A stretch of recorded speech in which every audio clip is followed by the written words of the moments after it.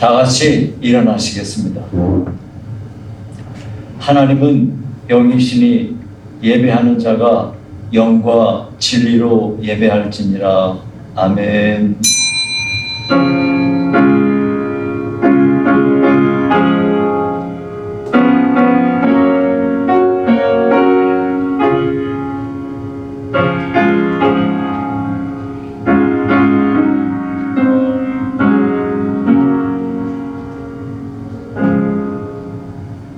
많은 군대로 구원 얻은 왕이 없으며 용사가 힘이 세어도 스스로 구원하지 못하는도다.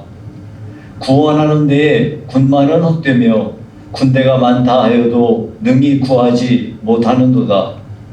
여호와는 그를 경외하는 자 곧 그의 인자하심을 바라는 자를 살피사 그들의 영혼을 사망에서 건지시며 그들이 굶주릴 때에 그들을 살리시는도다. 우리 영혼이 여호와를 바라며 그는 우리의 도움과 방패시로다. 우리 마음이 그를 즐거워하며 우리가 그의 성호를 의지하였기 때문이로다. 여호와여, 우리가 주께 바라는 대로 주의 인자하심을 우리에게 베푸소서. 아멘. 살아계신 하나님 아버지, 한량없는 하나님의 사랑과 은혜를 감사드립니다.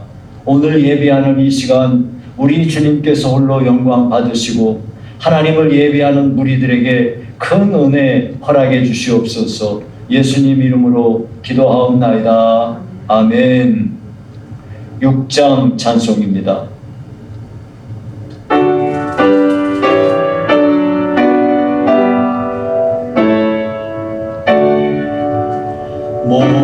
목소리 높여서 주 찬양하여라.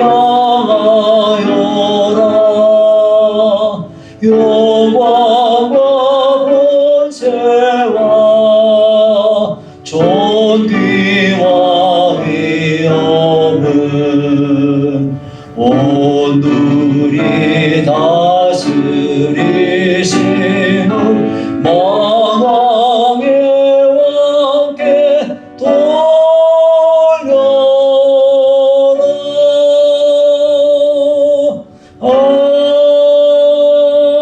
아멘. 전능하사 천지를 만드신 하나님 아버지를 내가 믿사오며 그 외아들 우리 주 예수 그리스도를 믿사오니 이는 성령으로 잉태하사 동정녀 마리아에게 나시고 본디오 빌라도에게 고난을 받으사 십자가에 못 박혀 죽으시고 장사한 지 사흘 만에 죽은 자 가운데서 다시 살아나시며 하늘에 오르사 전능하신 하나님 우편에 앉아 계시다가 저리로서 산자와 죽은 자를 심판하러 오시리라. 성령을 믿사오며 거룩한 공예와 성도가 서로 교통하는 것과 죄를 사하여 주시는 것과 몸이 다시 사는 것과 영원히 사는 것을 믿사옵나이다. 아멘. 앉으시기 바랍니다. 살아계신 하나님 아버지, 천지 만물의 주관자가 되시고 창조자가 되시고 지금도 역사를 운행하시는 우리 하나님 아버지 앞에 모든 찬양과 영광을 올려드립니다. 특별히 많고 많은 사람들 가운데 하나님께서 저희를 창세 전부터 택하시고 때가 되어 우리를 예수 믿어 구원받게 하시니 진심으로 감사합니다. 예수 믿은 이후에도 범죄하고 하나님의 뜻대로 살지 못한 저희들을 그저 용서하시고 사랑해 주시니 진심으로 감사드립니다. 하나님 우리 아버지께서 때때마다 우리에게 진리의 말씀을 통하여 우리의 갈 길을 열어주시고 하나님의 손으로 우리를 도와주시며 역사하사 우리를 보호해 주시니 진심으로 감사드립니다.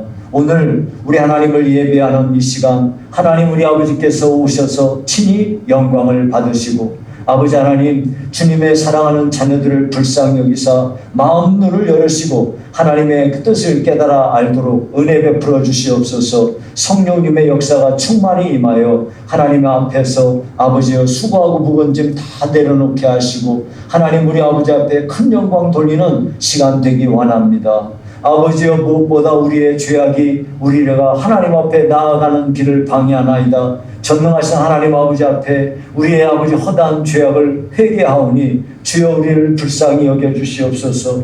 하나님, 우리 아버지의 뜻대로 살지 못한 저희들을 하나님께서 용서하여 주시기를 바라고, 아버지 하나님, 입술이 하나님 앞에서 제단의 숯불로 우리의 입술을 지져주시어 하나님 아버지여, 주님 앞에 영광 돌리고 감사가 충만하며 사람들을 세우고 사람들에게 덕을 세우는 귀한 입술로 사용되어지기를 원합니다. 그러나 우리 입술로는 범죄하여 하나님 아버지 앞에 아버지의 영광을 가려웠음을 고백하오니 주여 우리의 입술을 하나님께서 고쳐주시기를 바라오며 우리의 마음과 생각과 뜻을 새롭게 하사 하나님 우리 아버지의 백성으로서 바르게 살아갈 수 있도록 우리를 도와주시옵소서. 아버지 하나님, 우리를 그저 그 구주 예수님의 보혈로 깨끗이 씻어주시고 하나님 우리 아버지 앞에 죄의 사유함을 얻어 큰 은혜 가운데 예배하도록 복 주시기를 간절히 원합니다. 아버지 하나님, 오늘도 우리 하나님 아버지 앞에 수고하고 무거운 짐, 아버지 하나님이여 어떻게 해야 될지 모르는 문제거리들 하나님께 가져옵니다.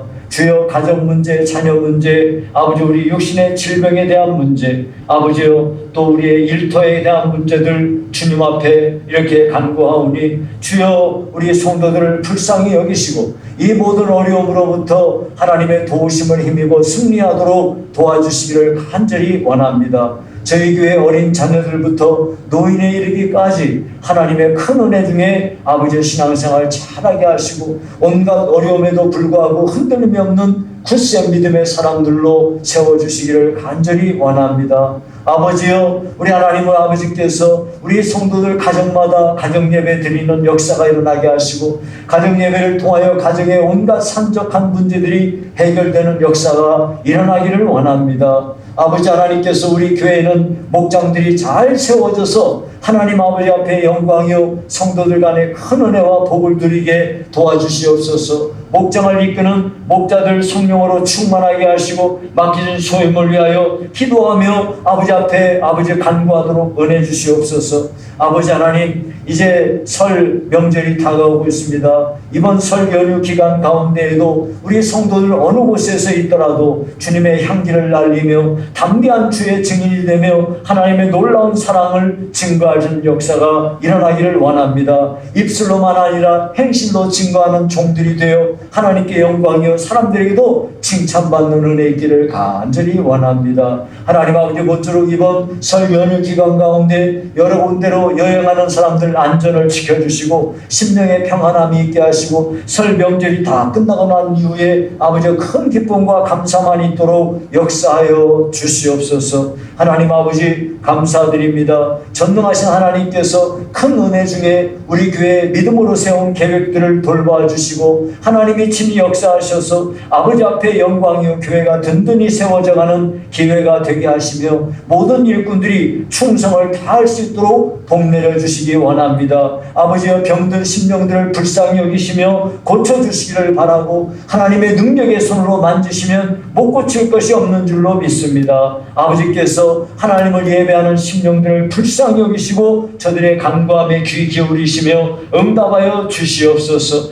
모쪼록 아버지께서 우리 시흥상부교회를 도와주셔서 사랑의 공동체요 하나님 아버지 성도의 아름다운 교통이 세워져 서로서로 사랑과 선행을 격려하며 믿음으로 세워가는 역사 아버지 있게 하여 주시옵소서. 아버지 하나님, 우리 온 성도들이 마음 눈이 밝아져 하나님께서 우리를 위하여 예비하신 것들을 바라보게 하시고 그 약속 붙잡고 신앙생활 잘하도록 복을 내려주시옵소서. 코로나 사태 이후에 교회에서 멀어진 심령들을 불쌍히 여기시고 저들의 마음을 하나님이 움직여주시고 만져주시어 속히 교회로 아버지 나올 수 있도록 역사해 주시옵소서. 코로나 사태가 속히 종식되어 이 나라의 여러 가지 아픔과 고난 중에 있는 사람들 하나님께서 돌봐주시기를 바라며 모쪼록 이 어려움 중에 하나님에게서 버려졌던 심령들이 하나님 아버지여 주님을 바라보고 다시 전심으로 교회에 나오는 역사가 일어나기를 원합니다. 교회에 대한 여러 가지 아버지의 비방과 화살들을 하나님께서 친히 막아주시기를 바라고, 아버지 하나님의 여러 교회들이 정말로 주위에서 다른 사람들에게 하나님의 영광을 가려는 일이 없도록 우리 하나님이 도와주시기 원합니다. 아버지 해외에 나가 있는 선교사님들, 한국에 들어와 있는 분들 다 도와주시고 저들의 아버지여 하나님 앞에 받은 소임을 끝까지 완수할 수 있도록 하나님이 역사하시고 도와주시옵소서. 전국 방방곳곳에서 하나님을 예배하는 하나님의 자녀들을 돌봐주시고 작은 교회를 섬기면서 힘겹게 아버지 이 믿음의 길을 걷는 심령들 돌봐주시고 낙도와 오지에서 하나님을 바라보며 예배하는 성도들을 도와주시고 이 나라 이 민족 아버지 앞에 귀히 쓰임받기 원합니다. 아버지 나라를 이끌어가는 위정자들이 하나님을 두려워하는 가운데서 이 나라가 정의와 공의가 강처럼 흐르는 나라가 되어지기를 간절히 원합니다. 한국교회가 주여 주님 다시 오실 때까지 순결한 믿음의 교회요 아버지께 영광 드리는 복된 교회 되기를 간절히 원하고, 이 시간도 하나님 아버지 앞에 나온 심령들 마음문이 활짝 열려지고 옥토와 같은 마음이 되게 하시옵소서. 아버지 돌 같은 마음, 아버지 가시밭과 같은 마음, 길밭 같은 마음을 성령의 쟁기로 다 갈아엎어 주시어 우리 하나님 아버지 앞에 영광 돌리는 은혜 있기를 원합니다. 아버지여 감사합니다. 예수님 이름으로 기도하옵나이다. 아멘.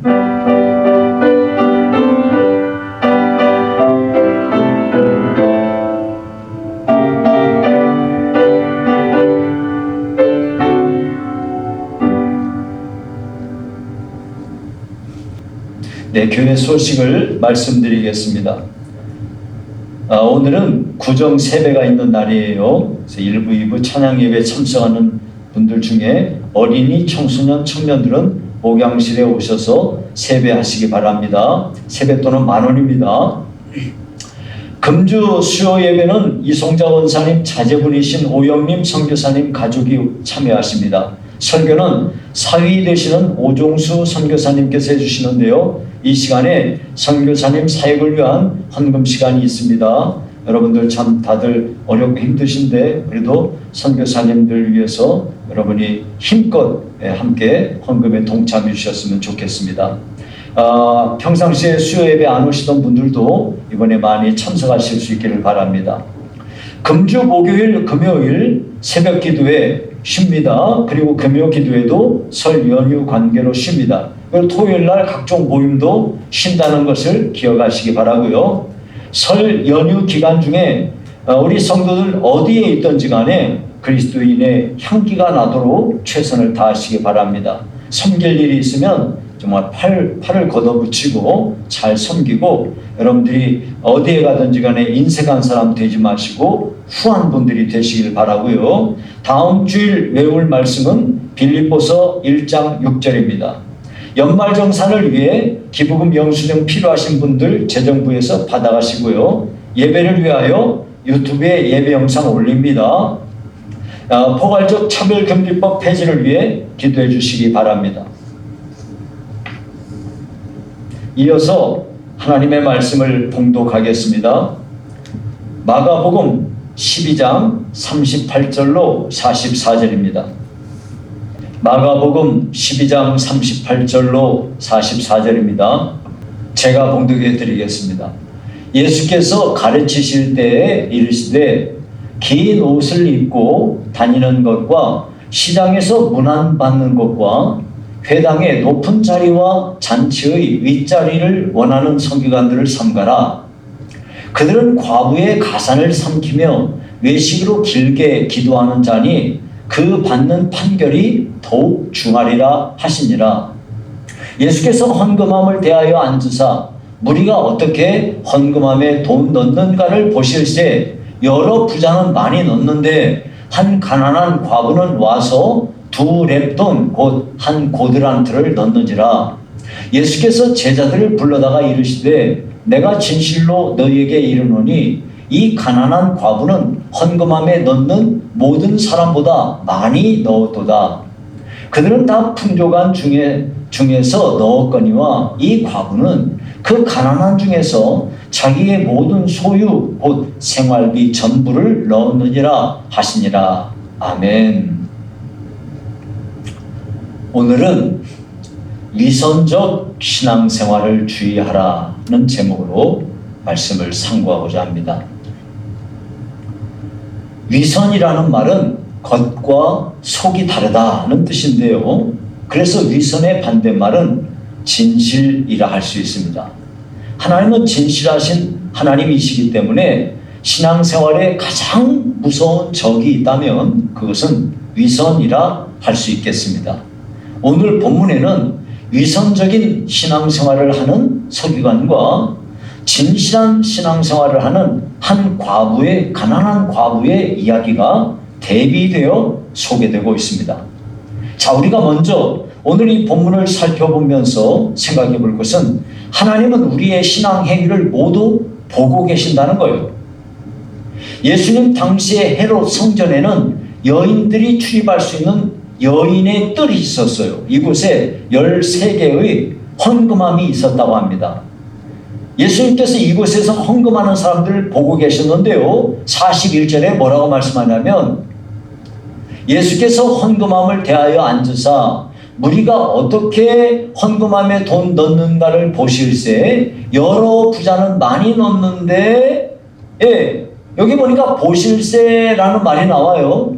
여러분 여기서 예수님이 그저 헌금함에 돈 넣는 사람들 그것만 보신 게 아니라 그 뒤에 보시면 한 가난한 과부가 2렙돈, 요즘식으로 따지자면은 뭐 환율에 따라 어떻게 될지 모르겠지만 대략 한 1,000원에서 2,000원쯤 되는 돈인 것 같아요. 이 정도 돈을 그 헌금함에 넣는데 이거는 그저 동전 2개로 그친 것이 아니라 이 여인의 생활비 전부였다는 것을 주님은 알고 계셨어요. 그러니까 이렇게 주님께서는 우리들의 신앙 행위를 모두 보고 계시고 알고 계시는 겁니다. 하나님은 우리의 중심을 보시는 분이시기 때문에 우리의 모든 신앙생활은 하나님의 목전에서 행해져야 되는 것이죠. 그래서 잠언 15장 3절에 보면 이렇게 말씀합니다.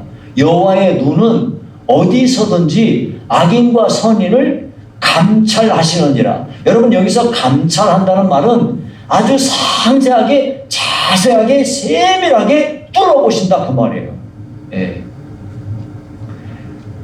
이와 관련해서 시편 139편 1절에서 4절은 이렇게 말씀합니다. 여호와여 주께서 나를 살펴보셨으므로 나를 아시나이다. 주께서 내가 앉고 일어섬을 아시고 멀리서도 나의 생각을 밝히 아시오며 나의 모든 길과 내가 눕는 것을 살펴보셨으므로 나의 모든 행위를 익히 아시오니 여호와여 내 혀의 말을 알지 못하는 것이 하나도 없으시니이다 하고 말씀했어요. 자, 이와 같이 하나님의 눈앞에는 이것이 가려지는 것이 없습니다. 그러므로 우리는 신앙생활을 할 때 하나님의 시각을 항상 의식하고 신앙생활을 해야 되겠습니다. 자, 그러면은 우리가 하나님 앞에서 진실된 신앙생활을 하려면 어떻게 해야 될까? 정말 위선적인 신앙 행위를 주의해야 되겠습니다. 그래서 이 문제를 두고 예수님께서는 산상수훈에서 우리가 신앙생활 잘 하기 위한 중요한 원칙을 가르쳐 주셨어요. 마태복음 6장 1절에 보면 이렇게 말씀합니다. 사람에게 보이려고 그들 앞에서 너희 의를 행하지 않도록 주의하라. 그리하지 아니하면 하늘에 계신 너희 아버지께 상을 받지 못하느니라. 자, 여기 잘 보시면 우리가 의를 행하는 거 있잖아요. 하나님 보실 때 의롭다. 하나님이 기뻐하신다. 이런 걸 행할 때에도 사람에게 보이려고 그들 앞에서 행해서는 안 된다는 거예요. 그렇게 되면 하나님께 상 못 받는다는 말이에요. 하나님께서는 우리의 모든 신앙 행위를 보고 계시는데 사람한테 칭찬받고 사람한테 보여주기 위해서 행하는 일들은 위선적인 것이 그런 신앙 행위가 되기 때문에 이걸 조심하라는 거예요. 자, 이 문제를 위해서 그 앞에 서기관들의 그 위선적인 신앙 행위가 나옵니다. 예수님께서 서기관들의 위선적인 신앙 행위를 어떻게 지적하시냐면 거기 38절에서 39절에 이렇게 말해요. 예수께서 가르치실 때에 이르시되 긴 옷을 입고 다니는 것과 시장에서 문안받는 것과 회당의 높은 자리와 잔치의 윗자리를 원하는 서기관들을 삼가라 그랬어요. 여러분, 당시 서기관들은 자신들의 경건을 나타내기 위해서 긴 흰 색깔 세마포 두루마기를 입고 다녔다고 그래요. 거기다가 또 화려한 옷수를 달아가지고 팔과 이마에다가 석구를 또 담아놓은 그 경문을 크게 만들어가지고 이걸 달고 다녔다고 그래요. 게다가 이들은 당시 사람들이 많이 모이는 시장 같은 곳에서 사람들한테 환대받는 걸 좋아해가지고 자기가 딱 지나가면 사람들이 아유, 서기관님 하면서 인사하는 거죠. 이런 환대받는 것을 즐겼으며 회당의 높은 자리에 앉기를 좋아했다는 거예요. 여러분, 당시 회당에는요, 종교 집회를 거기에서 가졌는데 회당의 높은 자리에는 율법을 넣어두는, 율법책을 넣어두는 궤가 있었답니다. 그 율법책 궤 앞에 위치한 자리는 기도하는 사람 혹은 율법을 읽는 사람, 이런 사람들이 앉는 자리인데 서기관들은요 항상 그 자리를 앉는 것을 독점했다는 거예요. 그래서 자신들의 권위를 거기서 이렇게 드러내려 했다는 거죠. 또한 서기관들은 잔치 자리에서도요 항상 높은 자리에 앉아가지고 자기의 권위를 드러내려 했다는 거죠. 그런데 이 사람들은 거기다가 과부들을 도와주기는커녕 과부들의 몫을 가로채고 외식으로 길게 기도하고 이런 위선적인 행위들을 하는 것, 이런 것이 하나님 눈앞에는 다 드러난다는 것이에요. 이와 같은 위선적인 신앙 행위를 경계하기 위해서 주님께서는 산상수훈에서 대표적으로 구제하는 문제, 기도하는 문제, 금식하는 문제를 다음과 같이 이야기합니다. 마태복음 6장 2절에 보면 이렇게 말해요. 그러므로 구제할 때에 외식하는 자가 사람에게서 영광을 받으려고 회당과 거리에서 하는 것 같이 너희 앞에 나팔을 불지 말라. 진실로 너희에게 이르노니 그들은 자기 상을 이미 받았느니라. 자, 여기 잘 보시면 구제할 때, 여러분, 구제라는 것은 하나님이 기뻐하시는 신앙행위예요. 정말 하나님은 가난한 자, 이 고아와 과부들의 아버지라 그랬어요. 그러니까 구제하는 건 하나님이 매우 기뻐하세요. 그런데 이 구제 행위를 할 때 외식하는 자들 같이, 그들이 어떤 자들인데요? 사람에게서 영광을 받으려고 하는 사람들, 사람 의식하고 사람들에게 칭찬받기 위해서 구제하는 행위, 이런 거는요 자기 구제하면서 나팔 분다, 이 말이 뭔 말이에요? 여기저기다가 광고 내고, 막 요즘에 우리 그러잖아요. 뭐 연예인이든지 어떤 사람들을 보면은 저 사람이 뭐 구제를 한다고 그래가지고 구제의 신이라고 그래가지고 그 TV에 나오고 뭐 신문에 나오고 뭐 인터넷에 나오고 막 그럽니다. 이렇게 나팔 부는 거, 이런 거는요 참 그 사람 그렇게 구제 많이 했대 하고 이미 사람들한테 칭찬 받을 거 다 받아버렸기 때문에 하나님께는 아무런 상도 없는 거죠. 거기다 또요, 기도 문제는 어떤가요? 마태복음 6장 5절에 이렇게 말합니다. 또 너희는 기도할 때 외식하는 자와 같이 하지 말라. 그들은 사람에게 보이려고 회당과 큰 거리 여기에 서서 기도하기를 좋아하느니라. 진실로 너희에게 이르노니 그들은 자기 상을 이미 받았느니라. 기도하는 거를요, 사람들한테 나 이렇게 기도 잘해 그러면서 미사 어구를 동원해가지고 쓰면서 얼마나 기도를 유창하게 잘하는지, 그럼 사람들이 저분은 정말 기도 잘해, 이런 소리 들으려고 하는 거, 이런 행위가 아주 위선적이라는 거예요. 또 금식할 때는 어떤가요? 마태복음 6장 16절에 이렇게 말합니다. 금식할 때에 너희는 외식하는 자들 같이 슬픈 기색을 보이지 말라. 그들은 금식하는 것을 사람에게 보이려고 얼굴을 흉하게 하느니라. 내가 진실로 너희에게 이르노니 그들은 자기 상을 이미 받았느니라 그랬어요. 자, 여러분, 여기 지금 구제하는 문제, 기도하는 문제, 금식하는 문제, 세 가지의 이야기 가운데 반복되는 구절이 세 가지의 구절이 반복이 돼요. 외식하는 자라는 말, 사람에게 보이려고 혹은 사람에게 영광 받으려고 하는 말, 또 그들은 자기 상을 이미 받았느니라. 요 세 가지가 매 이 구제 문제든지 기도 문제든지 금식 문제든지 다 나옵니다. 정리하자면 위선적으로 신앙생활을 하는 사람들의 특징은 사람 의식하고 사람에게 보이려고 한다는 거예요. 그래서 사람들한테 칭찬받고 사람들한테 박수 받으려고 한다 이거예요. 네. 이와 같이 하는 사람들은 이미 사람들에게 박수받았고 이미 사람들한테 칭찬받았으니까 이런 사람들은 하나님하고는 아무런 상관없는 그런 행위를 한 것이라는 거예요. 이런 식으로 암만 많이 구제해도 아무리 기도해도 아무리 뭐 봉사하고 금식을 하고 뭐 헌금을 하고 뭐 찬양을 하고 이런 거 해도 하나님하고는 상관없는 게 된다는 거예요. 왜냐? 하나님은요 그 사람의 중심을 다 보시고 그 사람의 신앙 행위를 꿰뚫어 보고 계시기 때문이에요. 그러므로 우리는 신앙생활할 때 정말로 주의해야 될 게 뭐냐면 하나님은 은밀한 중에 보시는 하나님이라는 것을 꼭 기억하고 신앙생활 해야 된다는 거죠. 그래서 마태복음 6장 4절에 이렇게 말합니다. 내 구제함을 은밀하게 하라. 은밀한 중에 보시는 너희 아버지께서 갚으시라. 자, 이거 보니까 구제 행위를 할 때 어떻게 하라? 은밀하게 해라. 그래서 이 구제할 때는 오른손이 하는 것을 왼손이 모르게 하라 그래요. 여러분, 오른손이 하는 걸 왼손이 모르는 일은 없어요. 이거는 내 몸에 붙어 있으니까 다 알아요. 이것은 비유로 말씀하는 건데 오른손이 하는 것을 왼손이 모를 정도로 은밀하게 아무도 모르게 그렇게 하라는 거예요. 그러면 은밀한 중에 다 보고 계신 하나님께서 너한테 갚아주실 거다 이거예요. 또 마태복음 6장 6절에 보면 너는 기도할 때 내 골방에 들어가 문을 닫고 은밀한 중에 계신 내 아버지께 기도하라. 은밀한 중에 보시는 내 아버지께서 갚으시리라 그래요. 예, 아까 구제 문제랑 똑같아요.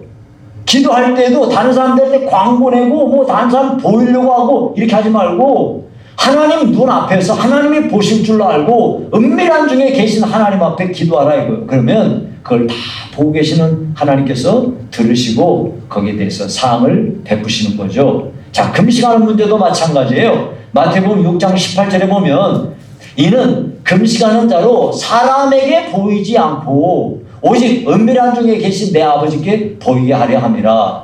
금식하는 사람은 머리도 깨끗이 감고 예, 정말 약간 수척하게 보일 수는 있으나 이렇게 막 이렇게 하지 말라 이거. 예. 금식하는 사람들 정말 하나님을 바라보고 그렇게 하나님 앞에서 은밀한 중에 보시는 하나님 앞에 그렇게 금식하라 이거예요. 그러면 하나님이 그걸 다 보고 계시면서 갚아주신다는 거예요. 즉 은밀하게 구제하라, 은밀하게 기도하라, 은밀하게 금식하라. 그리하면 은밀한 중에 보시는 하나님께서 갚으신다 하고 말씀하시는 겁니다. 우리는 이 말씀들을 통해서 우리의 모든 신앙 행위는 하나님을 의식하고 해야만 한다 하는 것을 알 수가 있습니다. 만약 사람들에게 칭찬받을 생각 가지고 구제한다든지 사람들한테 기도 잘한다는 말 들으려고 이렇게 미사하고 동원해서 기도한다든지 사람들에게 자기의 경건함을 보일 마음으로 그런 마음으로 금식하는 거 이렇게 선전한다든지 사람들에게 자기 능력 보여주기 위해서 찬양한다든지 이런 행위들은요 하나님 보실 때는 그것은 하나님 앞에 상달되는 것이 아니다 하는 거예요. 이런 위선적인 모든 신앙 행위는 하나님 앞에 뭘 하든지 아무것도 하나님께는 상을 받지 못한다는 것이에요. 그러므로 반드시 우리들의 중심을 살피시는 하나님 앞에서 우리는 이와 같이 정말 진실된 그런 신앙생활을 해야 되는 거죠. 자, 그러면 사교관들처럼 이와 같이 위선적인 신앙생활을 하는 사람들에 비해서 오늘 본문에 나오는 한 가난한 과부의 헌금은 어땠습니까? 주님에게 칭찬받는 헌금이었습니다. 여러분, 이 가난한 과부는요 비록 동전 2개에 불과한 헌금을 했지만은 이 여자에게 있어서는 생활비 전부를 헌금한 거였어요. 그녀의 헌금은 그러니까 돈 많은 부자들이 돈을 헌금을 많이 한 것보다 실상은 훨씬 많은 헌금이었던 거예요. 그래서 주님은 이 과부의 작은 헌금을 이렇게 칭찬하신 것입니다. 여러분, 이 본문은 여기서 너희들은 헌금할 때 전 재산을 드려라 한다든지 그런 말이 아니에요. 너희는 헌금할 때 많이 해라 이런 게 아니에요. 그런 것과 상관없이 헌금은요 하나님 앞에서 나의 신앙을 물질로 표현하는 거예요.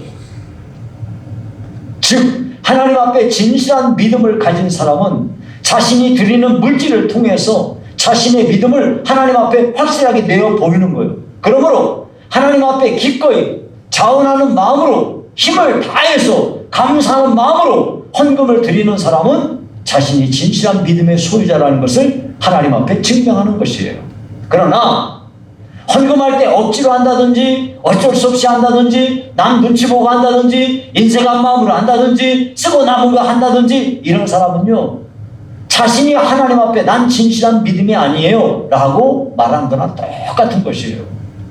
그러니까 진정으로 거듭난 사람은요, 물질에 대해서도 거듭나는 법이에요. 여러분, 성경에 보면 세리장이나 부자였던 삭개오가 예수님 만난 뒤에 그가 놀라운 고백을 합니다. 누가복음 19장 8절에 이렇게 말해요. 삭개오가 서서 주께 여짜오되 주여 보시옵소서, 내 소유의 절반을 가난한 자들에게 주겠사오며 만일 누구의 것을 속여 빼앗은 일이 있으면 내 갑절이나 갚겠나이다. 그랬어요. 여러분, 이게 무슨 말이에요? 이 말을 듣자 예수님이 기뻐하셔가지고 이렇게 말씀하셨어요. 예, 누가복음 19장 9절에 예수께서 이르시되 오늘 구원이 이 집에 이르렀으니 이 사람도 아브라함의 자손이미로다. 그랬어요. 즉 삭개오는 예수님을 만나서 거듭난 사람이 되면서 돈만 바라보고 살던 그의 인생에 물질로부터 완전히 거듭난 사람이 되었다 하는 말이에요. 그래서 여러분, 감리교를 창설한 요한 웨슬레는요, 물질에 거듭난 사람이 아니라면 거듭난 것이 아니다 라고 단정을 했어요. 여러분, 미국의 어느 침례교회에서 침례식을 하려고 강가에 갔대요. 여러분, 이 침례식은요, 온 몸을 물속에 싹 집어넣는 거예요.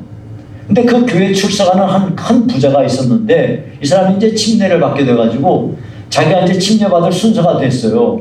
근데 갑자기 침례받으려고 하다가 자기 주머니에 돈이 잔뜩 든 이 지갑이 생각이 난 거예요. 그래가지고 목사님한테, 목사님 잠깐만요, 예, 제 지갑 좀 꺼내고요. 그랬어요. 그랬더니 목사님이 이렇게 말씀하셨어요. 아이, 잘 됐습니다. 당신은 지갑도 침례를 받아야 됩니다 라고 말했대요. 지갑도 침례를 받아야 됩니다. 예, 여러분, 제가 목회하면서 보니까요, 그 사람이 좀 돈 좀 있는 부자라고 해서 헌금을 많이 하는 게 아니에요. 믿음이 있는 사람이 헌금하는 거예요. 여러분, 미국의 록펠러는요, 어마어마한 돈을 번 사람이에요. 그는요, 오직 돈 벌고 돈 모으는 것이 인생의 목표였어요. 여러분, 이 사람이 53살 때 세계 최고 갑부가 되었는데요, 지금 돈으로 환산하자면 빌 게이츠보다 3배나 부자였어요. 지금 부자들보다, 지금 있는 최고 부자들보다 월등히 부자였던 거예요. 어마어마한 돈을 가진 사람이었어요. 그러던 그가 불치의 병에 걸리게 되었는데요, 알로피셔라고 하는 탈모증 같은 병인데 머리카락하고 눈썹 같은 게 다 빠지는 병이에요. 그리고 몸이 초췌해지면서 마르는 병인데 이 사람이 그 병을 고칠 수가 없으니까 의사가 1년이나 견딜 수 있을까요? 하고 말했다고 그래요. 그래서 그가 그 병으로 죽어가던 어느 날 생각했어요. 야, 내가 이렇게 죽으면 이 많은 돈은 누구 것이 되지? 틀림없이 다른 사람 돈이 될 텐데 내가 죽은 다음에 다른 사람의 돈이 될 바에야 내가 죽기 전에 이 돈 다 나누어주고 죽자, 이렇게 생각을 한 거예요. 그래가지고 그때부터 록펠러는요, 돈을 막 나누어주기 시작한 거예요. 이렇게 해가지고 그의 평생에 나누어준 돈이 7억 5천만 달러래요. 그 당시 우리나라 돈으로 따지면 9천억 원이에요. 그러니까 록펠러가 1937년에 죽었으니까 83년 전 얘기잖아요. 그럼 83년 전이면 돈 가치가 어느 정도 될까요? 적어도 100배는 돼요. 적어도. 네, 100배. 그러면 100배 쳐주면 얼마가 되냐? 900조 원이에요. 900조 원.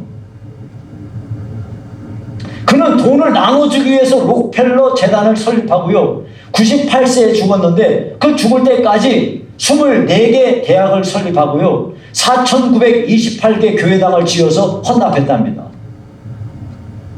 그는 정말 물질에 완전히 거듭난 성도였어요. 이처럼 거듭난 성도는요, 기꺼이 자원해서 즐거움으로 힘을 다해 감사하는 마음으로 헌금하는 거예요. 남 보라고 헌금하는 게 아니라요. 우리는 위선적인 신앙생활을 경계하고 진실되고 간절한 마음으로 하나님 앞에서 중심이 담긴 신앙생활을 해야만 하는 것입니다. 말씀을 맺겠습니다. 주님은 우리의 모든 신앙 행위를 익히 보고 계시고 알고 계시는 겁니다. 그러므로 우리는 사람들에게 보이려고 하는 위선적인 신앙생활을 하지 않도록 각별히 주의해야 되겠습니다.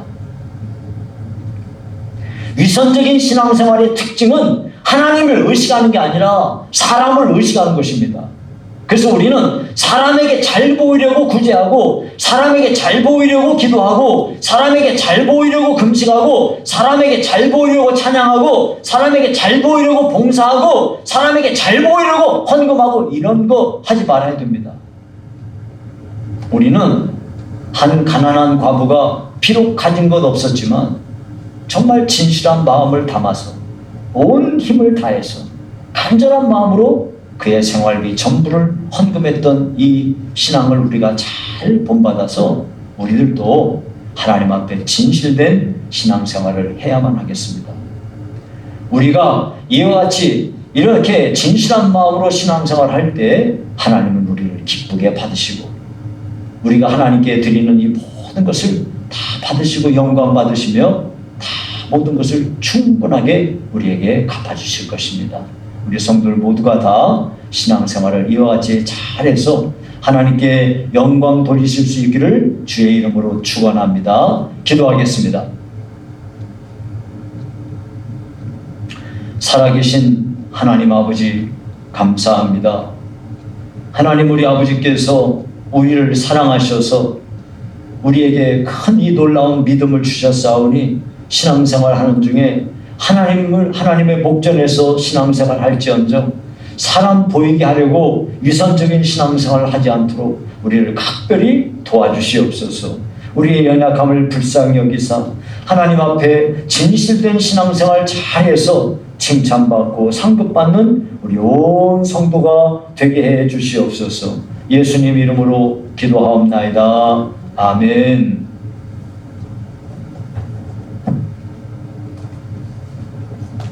찬송가 327장 부르시겠습니다.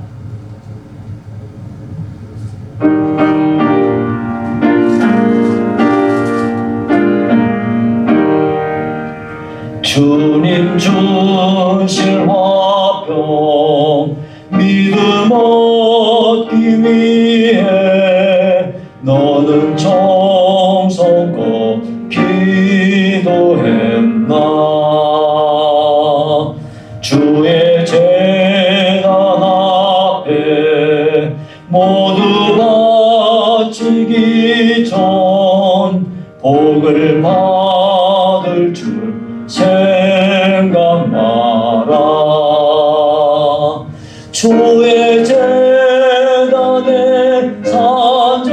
산제사들이 후에 주의 맘을 주장하니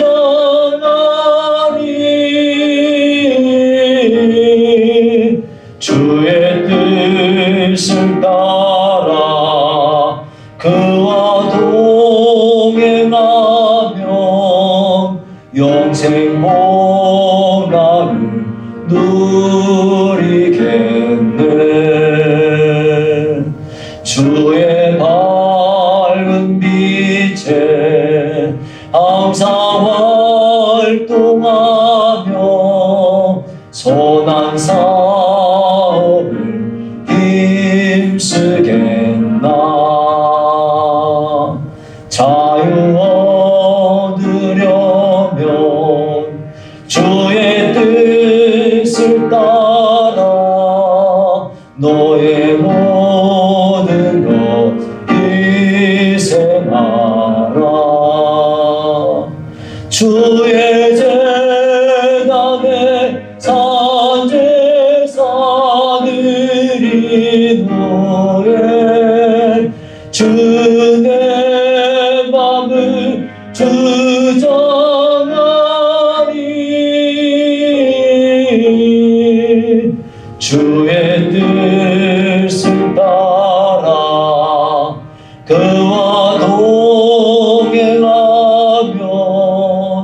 영생 복날을 누리겠네.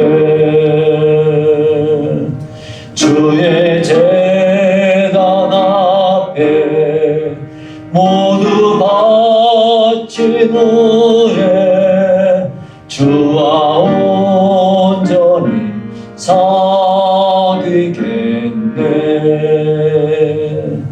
주님 주신 기쁨 또한 그의 사랑 어찌 말로 다 형용하랴.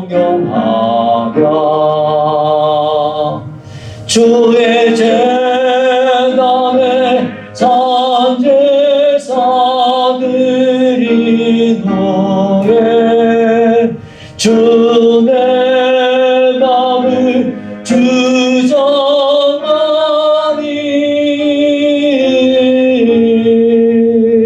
주의 뜻을 따라 그와 동행하며 영생 복날을 누리겠네. 아멘. 살아계신 하나님 아버지, 오늘도 주님 앞에 귀한 예물을 드린 성도들이 있습니다. 하나님께서 이 예물 가운데 하늘의 신령한 복과 땅에 기름진 복으로 가득 채워주사 우리 성도들의 기업에 하나님의 은혜가 넘쳐나기를 간절히 원합니다. 아버지 하나님, 주님 사랑하여 믿음으로 드린 귀한 예물들 하나님께서 복되게 하사 하나님의 은혜 가운데 저들이 평생 살아가도록 도와주시고 하나님의 놀라운 사랑이 저들의 삶을 붙잡아 일으켜 아버지께만 영광 돌리며 살게 하시옵소서. 아버지여, 우리 성도들 영혼에는 평안함이 있게 하시고 육신은 강건함을 주시고 물질의 복도 풍성히 받아들이게 하시옵소서. 아버지 앞에 드려진 예물이 하나님 나라의 영광을 위하여 귀히 사용되는 복을 허락해 주시옵소서. 예수님 이름으로 기도하옵나이다. 아멘.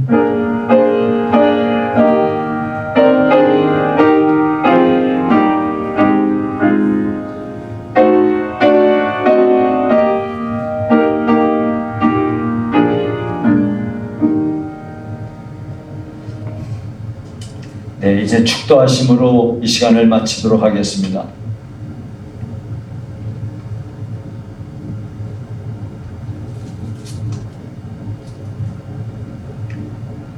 여호와는 내게 복을 주시고 너를 지키시기를 원하며 여호와는 그의 얼굴을 내게 비추사 은혜 베푸시기를 원하며 여호와는 그 얼굴을 내게로 향하여 드사 평강 주시기를 원하노라. 지금은 우리 주 예수 그리스도의 은혜와 하나님의 사랑과 성령의 교통하심이 오늘도 주님 앞에서 진실된 신앙생활을 하기 원하는 성도들 머리 위에 이제로부터 영원히 함께 있을지어다. 아멘.